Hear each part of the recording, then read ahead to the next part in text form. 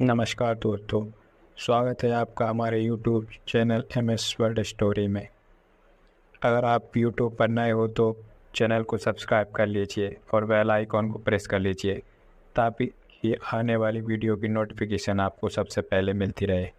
तो दोस्तों शुरू करते हैं आज की कहानी। चंबल के बीहड़ में उत्तर प्रदेश, मध्य प्रदेश और राजस्थान के एक से बढ़कर एक कुख्यात और खूंखार डाकू रहे हैं। समय के अनुसार चंबल के बीहड़ में डाकुओं द्वारा अपहरण कर फिरौती लेकर छोड़ने का मुख्य कोई फिरौती नहीं देता था तो उसकी हत्या कर दी जाती थी। ऐसे ही एक कहानी है मध्य प्रदेश के भिंड जिले के मेहगांव नगर पंचायत में जन्मे 14 वर्षीय मोहर सिंह ठाकुर की, जो अपने पिता के साथ गांव की जमीन पर खेती बाड़ी में हाथ बटाता था। मोहर सिंह को पहलवान बनने का शौक था। समय ने करवट ली और मोहर सिंह के परिवार के मोहर सिंह ने इसकी पुलिस में शिकायत की, लेकिन उसकी किसी ने नहीं सुनी और उसे पुलिस ने फटकार लगाकर भगा दिया। मोहर सिंह ने जमीनी विवाद के चलते एक व्यक्ति की गोली मारकर हत्या कर दी और चंबल के बीहड़ में निकल गया। बीहड़ में मोहर सिंह कई डाकुओं के साथ रहा। उसके बाद अन्य डकैतों के साथ मिलकर खुद का गिरोह तैयार किया। धीरे धीरे गिरोह में चंबल के अन्य डाकू जुड़ते गए और मोहर सिंह की गैंग में लगभग 150 बागी जुड़ गए। मोहर सिंह पर 80 से ज़्यादा हत्याएं और अपहरण के 350 से ज़्यादा मामले दर्ज थे। 1958 से लेकर 1972 तक मोहर सिंह ने चंबल में एक छत्रराज किया था। 60 के दशक में चंबल के बीहड़ डाकू मोहर सिंह गिरोह की गोलियों की बौछार से गूंजा करते थे। मोहर सिंह को सबसे खूंखार डाकू माना जाता था। डाकू मोहर सिंह को अपहरण करने में माहिर माना जाता था। कहा जाता है कि चंबल के आसपास के लोगों ने अपने आप को पैसे वाला दिखाना बंद कर दिया था। दोस्तों, चंबल में अपहरण को पकड़ कहा जाता है। इन्हीं पकड़ों से मिली फिरौती से गैंग का काम चलता है।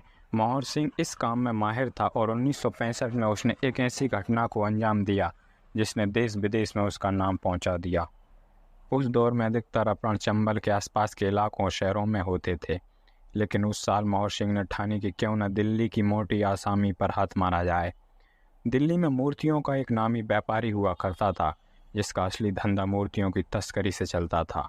मोहर सिंह ने गैंग के किसी तरह व्यापारी तक खबर भिजवाई कि चंबल में कुछ प्राचीन मूर्तियां मिली हैं। व्यापारी ने अपना एक खास आदमी चंबल भिजवाया। आदमी तो वापस नहीं लौटा, लेकिन मूर्तियों के असली होने की खबर व्यापारी तक भिजवा दी गई। मामला सेट हो चुका था। व्यापारी कुछ रोज बाद खुद चंबल पहुंचा। सौदा पूरा करने के लिए मोहर सिंह का गैंग उसके इंतजार में था।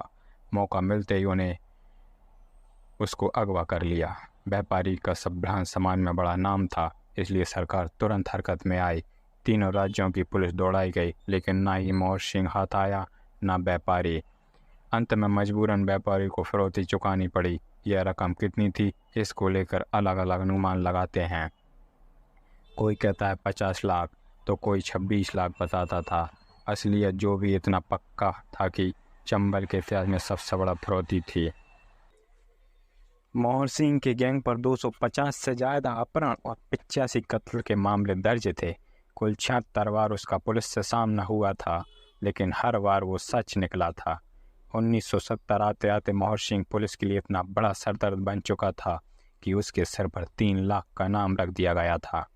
वहीं उसकी पूरी गैंग को पकड़वाने वाले को पुलिस ने 12 लाख देने वाली थी। यह रकम किसी डाकू के सिर पर रखी रकम से ज़्यादा थी। लगभग एक दशक तक मोहर सिंह बेताज बादशाह बना रहा, लेकिन फिर गोली का डर तो था ही। उसे एहसास हो गया था कि कोई गोली तो होगी ही जो उसके नाम से दागी जाएगी, और उस रोज़ ना ताज बचेगा ना राज। साल 1970 में उसे खबर लगी कि सरकार डाकुओं के पुनर्वास की योजना बना रही है।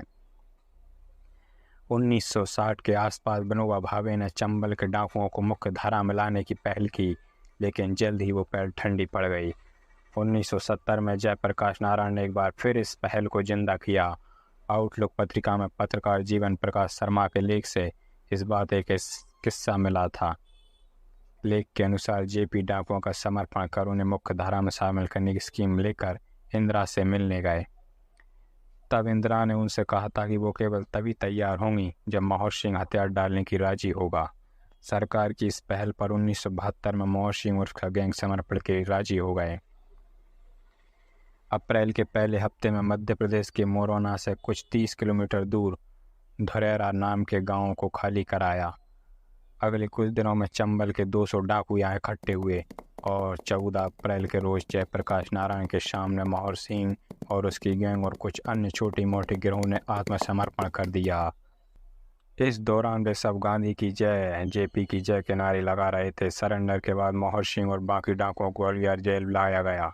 किस्सा है कि अदालत में जब उस पर मुकदमा चलाया जा रहा था तो जज ने उसे फांसी की सज़ा सुनाई थी, साथ में 10,000 रुपये का जुर्माना। यह सुनकर मोहर सिंह बोला, जज साहब, अगर मैं फांसी चढ़ गया तो जुर्माना कौन चुकाएगा। सिंह को आखिरकार 20 साल की सज़ा सुनाई गई। अच्छे व्यवहार के चलते 1980 में उसे रिहाई मिली और मिला एक नाम, जेंटलमैन डकैत। जेल के बाहर आकर आत्मसमर्पण के एवज में सरकार से मिली 35 एकड़ ज़मीन में उसने खेती शुरू की। इसी दौरान हालांकि उसे एक फिल्म में काम करने का मौका भी मिला। 1982 में रिलीज हुई फिल्म चंबल के डाकू, जिसमें उसने खुद ही भूमिका निभाई थी। साल 2020 में मोहर सिंह ने अंतिम सांस ली।